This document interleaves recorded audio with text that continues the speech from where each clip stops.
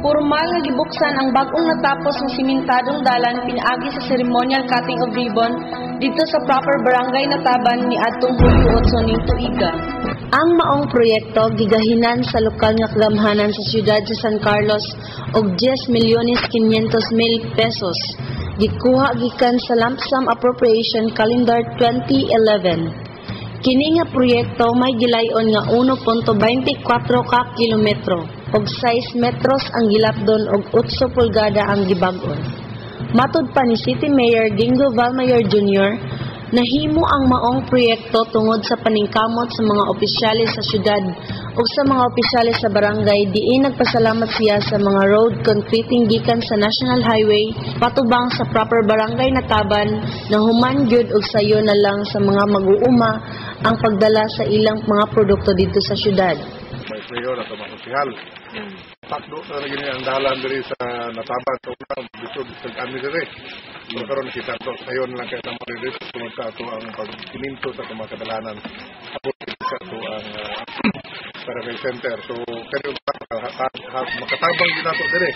Sabi na gyud sa pagpaabot ko nato sa mga mayang serbisyo. Ato ang kananon diri sa ato ang barangay. So pasalamat ko sa kooperasyon sa ato ang mga barangay opisyalis. Mga sa ato barangay captain.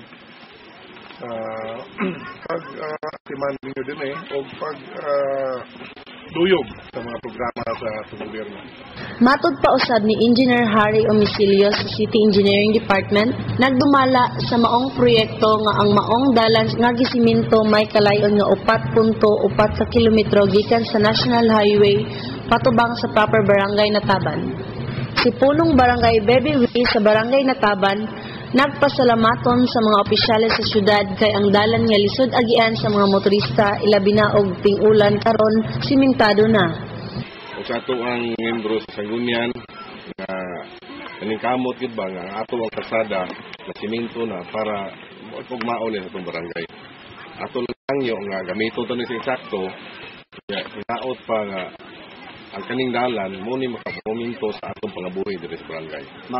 Mitambong usab sa maong okasyon sila si Vice Mayor Dr. Edgar Kisumbing, SP members Momoy Dibulgado, Oring Mascuñana, Vicky Cabili, Clint Mansueto, Project Engineer Harry Omicilio, Engineer 3 sa City Engineering Office, o mga barangay kagawa diya sa maong inaugurasyon.